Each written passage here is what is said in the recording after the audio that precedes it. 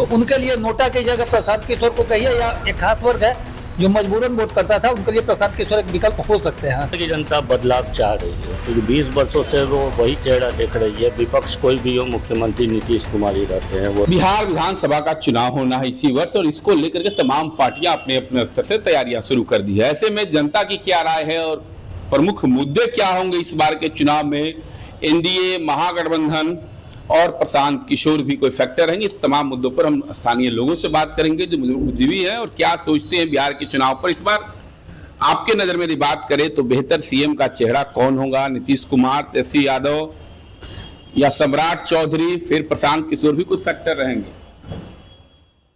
मेरे नज़र में तो प्रशांत किशोर बेहतर रहेंगे चीफ मिनिस्टर के लिए चेहरा। लेकिन बिहार की जो राजनीति है, परिस्थिति है, उसमें नीतीश कुमार ही अभी तक बेहतर चेहरा के रूप में उभर कर आ रहे हैं। अच्छा, जिस तरीके का चुनाव है तो क्या पीके यानी जन स्वराज कोई फैक्टर रह पाएगी या फिर सीधा लड़ाई एनडीए महागठबंधन में? फैक्टर तो रहेगी ही जन स्वराज जो है सो, और महागठबंधन और इनका लड़ाई भी रहेगा, लेकिन मेजर फैक्टर नहीं रहेगा जन स्वराज जो, मेजर फैक्टर नहीं रहेगा। लड़ाई जो है सो महागठबंधन और एनडीए की होगी। लड़ाई एनडीए और महागठबंधन जी।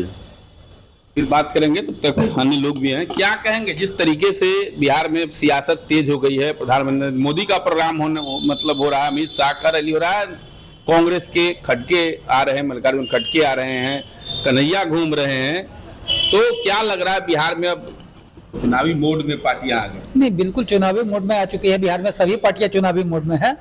इसमें आपके प्रश्न में दो चीज़ है, एक तो ये है कि मुख्यमंत्री का बेहतर कैंडिडेट कौन होगा, और दूसरा है कि मुख्यमंत्री के दावेदार कितने हैं। प्रशांत किशोर एक नई पार्टी लेकर आए हैं जो त्रिकोणात्मक लड़ाई बनाने के लिए प्रयासरत है। खासतौर पे अभी तक जो परंपरागत रूप से देखा जाए तो एनडीए और महागठबंधन के बीच लड़ाई होती थी, उसमें त्रिकोणीय रूप देने के लिए प्रशांत किशोर आए हैं। प्रशांत किशोर ने ये कभी नहीं कहा कि मैं बिहार का मुख्यमंत्री होऊंगा, उन्होंने बदलाव की चर्चा की। अभी गौर से देखिए, कोई फैक्टर रहेंगे चुनाव में? निश्चित रूप से जो उपचुनाव में उन्होंने अपनी उपस्थिति दर्ज कराई है। क्या उपस्थिति थी उनके उपचुनाव में? बता देता हूँ, उनका परसेंटेज के हिसाब से देखा जाए तो 7% से एबव उनका वोट था, और 7% मायने रखता है। वो वर्ग जो न लालू जी को चाहते हैं और न नीतीश जी से खुश है, वे खास वर्ग है जो चाहता है कि हमको कोई तीसरा विकल्प मिले। तो उनके लिए नोटा की जगह प्रशांत किशोर को कहिए, या एक खास वर्ग है जो मजबूरन वोट करता था, उनके लिए प्रशांत किशोर एक विकल्प हो सकते हैं। इधर देखा जाए तो चिराग पासवान ने एक बयान दिया है। चिराग पासवान ने बयान दिया है कि मुझे बिहार बुला रही है और बिहार से इलेक्शन लड़ने के मूड में आ रहे हैं। तो आखिर वो क्यों आएंगे? सांसद हैं, मंत्री हैं, वो बिहार क्यों आना चाहते हैं? जाहिर सी बात है कि ये राजनीति दबाव के लिए नहीं है, बिहार के लिए वो अपना प्रतिनिधित्व चाहते हैं नीतीश जी की तबीयत को लेकर। चिराग पासवान पहले भी बिहार फर्स्ट, बिहारी फर्स्ट करके चला चुके हैं और बिहार पर उनकी नजर है। 3 साल से वो अपना मुहिम चला रहे हैं, बिहार फर्स्ट और बिहारी फर्स्ट। और देखिए, वो दलित है। निश्चित रूप से बिहार की जो राजनीति है उसमें दलित चेहरा, रामसुंदर दास के बाद शायद कोई मुख्यमंत्री दलित नहीं हुआ, तो ये एक बहुत बड़ा फैक्टर बन सकता है। बाहर से दिखने में जितना आसान लगता है उतना आसान एनडीए में भी नहीं है कि मुख्यमंत्री कौन होगा। आपने देखा होगा कि ये तो अभी आधिकारिक रूप से घोषणा हुई है, अमित शाह ने भी आके ऐलान किया कि भाई नीतीश कुमार का चेहरा रहेगा। वो ठीक है कि उन्होंने कहा कि नीतीश कुमार का, नीतीश जी की स्थिति ऐसी है कि उनको अगले 5 साल तक के लिए मुख्यमंत्री के पद पर रखा जा सके। जिस हिसाब से अब वो कार्यक्रम में बयान नहीं देते, भाषण नहीं देते हैं, अब वो आते हैं, दीप प्रज्वलित करते हैं और निकल जाते हैं। इस सबको देखते हुए आपसे बात करेंगे, अन्य लोग हैं। संदीप, काफी नजदीक से आप बिहार की राजनीति को देख रहे हैं, खबरें भी करते हैं, तो ऐसे में इस बार क्या माहौल लग रहा है आपको और किस तरीके से दिख रहा है अभी जो समीकरण दिख रहा है? बिहार की जनता बदलाव चाह रही है, क्योंकि 20 वर्षों से वो वही चेहरा देख रही है। विपक्ष कोई भी हो, मुख्यमंत्री नीतीश कुमार ही रहते हैं, वो चाहे एनडीए हो चाहे इंडिया गठबंधन हो। तो बदलाव तो चाह रही है, पर चेहरे इतने ज़्यादा हैं कि फिर वो कहा जाता है ना, बेगर सर नॉट चूजर, तो स्थिति फिर नीतीश कुमार के पक्ष में ही जाती है।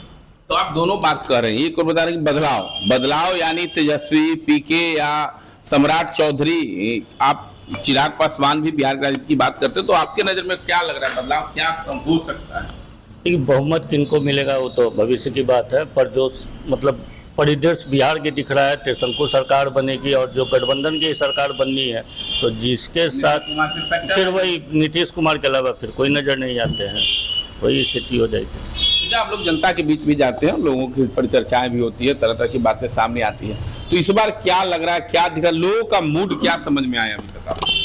लोग तो मतलब जो भी बातचीत होती है तो बदलाव, और फिर वही हो जाता है जंगल राज किया, लोगों को याद आने के बाद तेजस्वी यादव बैकफुट पे आ जाते हैं।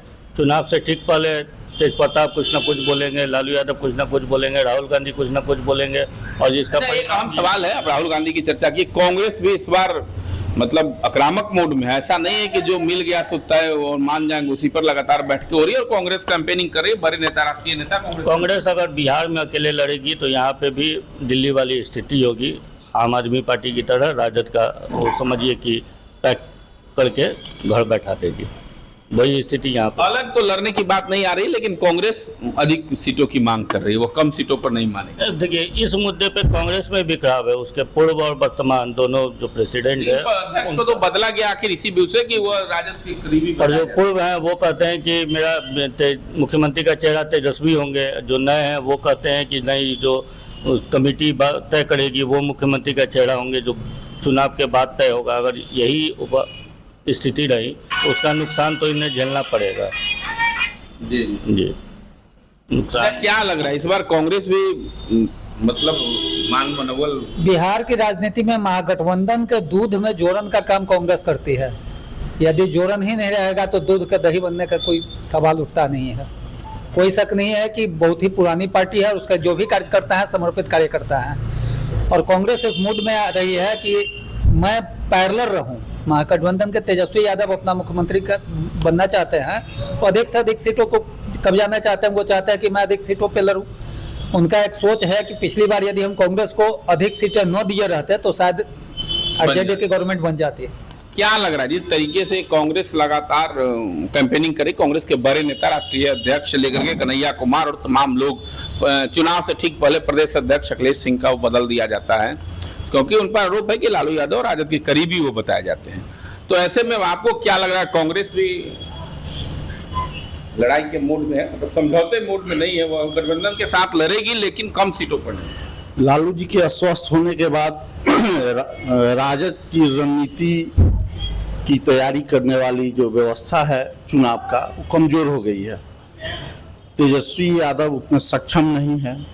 वोट है लेकिन चुनाव एक प्रबंधन है, रणनीति है।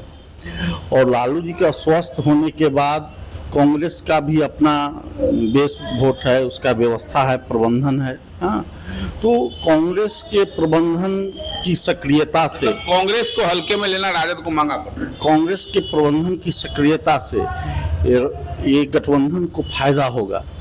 अगर आपस में इन लोगों का ये किसी रंग का मतभेद हुआ, मनभेद हुआ, तो इसका असर पड़ेगा इनके गठबंधन पर चुनाव में। अच्छा, एनडीए की यदि बात करें, कांग्रेस और राजद की तो बात हो गई, लेकिन भाजपा और लोजपा, तो चिराग पासवान जो केंद्र में मंत्री हैं, लेकिन बिहार की याद उन्हें आ रही है ठीक चुनाव से पहले, और बिहार की बात तो कर रहे हैं, बिहार का विकास पर प्राथमिकता दे रहे हैं। अभी तो बहुत रंग की संभावनाओं में वो अपना भी एक विकल्प रखना चाहते हैं। पहले भी चुनाव में उन्होंने इस ढंग से विकल्प के रूप में उभरना चाहे थे, लेकिन भाजपा का समर्थन उनको नहीं मिला था, लेकिन नीतीश कुमार को तो डैमेज कर दिए थे। जी। तो इस बार डैमेज नहीं करेंगे क्योंकि केंद्र में उनको जगह मिला हुआ है, 5 MP हैं, लेकिन वे यहाँ जो जदयू के और नीतीश कुमार के अस्वस्थता और एक अहम सवाल चारों लोग से हम बात करेंगे। बिहार चुनाव इस बार आपकी नजर में कौन प्रमुख मुद्दा है जो इस मुद्दे पर चुनाव होने की अधिक संभावना है और मुद्दा बनेगा चुनाव में, क्या लग रहा है आपको? अपराध है, बहुत बड़ा मुद्दा, बड़ा मुद्दा है जी। उसके बाद भूमि विवाद है, और आम लोग, आम किसान, खेतिहर मजदूर या जो जमीन जोतने वाले लोग हैं, वो ग्रामीण स्तर पर, ब्लॉक स्तर पर इन मुद्दों से बहुत ज़्यादा प्रभावित हो रहे हैं, और सरकारी मिशनरी जो है इस चीज़ को बहुत बड़ा मुद्दा बना दिया है उनके खिलाफ। धन्यवाद। क्या कहेंगे इस बार के चुनाव में आपके नजर में कौन प्रमुख मुद्दा होगा और क्या रहेगा? देखिए, मुद्दे तो बहुत सारे हैं। सबसे बड़ा मुद्दा है कि जो घोषणाएं हो रही है वो पूरा नहीं होता है। विश्वसनीयता सरकार की कमती जा रही है, लगातार गिरती जा रही है। नए निर्माण होते हैं और अक्सर यह सुनने में आता है कि ब्रिज बन रहा है वो क्रैक कर गया, कहीं रोड बन रहा है वो क्रैक हो गया, भवन नया बना वो उद्घाटन से पहले ही क्रैक कर गया। घोषणाओं की बात करें तो अभी मुजफ्फरपुर का ही चंदबारा पुल पूरी 11 साल पूरे हो गए, 12वां साल चल रहा है, अभी तक काम अधूरे हैं। इसलिए जनता उब चुकी है इन सबको देखते हैं। क्या कहेंगे संदीप जी, इस बार के चुनाव में अहम मुद्दा क्या बनेगा? चुनावी मुद्दा क्या लग रहा है आपकी नजर में होगा प्रमुख मुद्दा? सारे मुद्दे जो हैं वो गौन हो जाते हैं बाद में। फिर बिहार में जातीयता पे टिकटों का बंटवारा होगा और जाति के आधार पे वोटिंग होगा, सब बस वही होगा। बिल्कुल, तो मुजफ्फरपुर के तमाम लोग थे जो बात कर रहे थे और बुद्धिजीवी लोग थे जिनकी बिहार की राजनीतिक समझ है और कई चुनावों को नजदीक से देखा। इनका स्पष्ट कहना है कि तमाम पार्टियां पहले तो गठबंधन में और जनता के बीच यह दर्शाने में लगी हुई है कि उनकी प्रमुखता है और वह सक्रिय है बिहार के विकास को लेकर के। वहीं हेमंत जी ने जिस तरीके से कहा कि भ्रष्टाचार, अपराध और प्रखंड स्तर पर जमीन विवाद को लेकर के एक बड़ी समस्या है जिसको लेकर के लोग, आम लोग, ग्रामीण लोग खास करके काफी परेशान है। वही मुकुल जी ने कहा कि अधूरे काम एक मुद्दा होगा जिसमें मुजफ्फरपुर का चंदवारा पुल जैसा कई एक पूरे राज्य में इस तरह के मामले हैं जो अधूरे हैं और उसका पूरा न होना कहीं ना कहीं, ऐसे स्मार्ट सिटी की बात करें तो काम पूरा। वही संदीप ने सबसे अहम बात कही है कि तमाम मुद्दे गौन हो जाते हैं और जाति हावी ऑन हो जाती है बिहार के चुनाव में। तो इस बार भी देखना दिलचस्प होगा कि जनता के मुद्दे रहेंगे या जाति वाली बात ऑन रहेगी चुनाव में। मुजफ्फरपुर से मणिभूषण शर्मा, बिहार तक।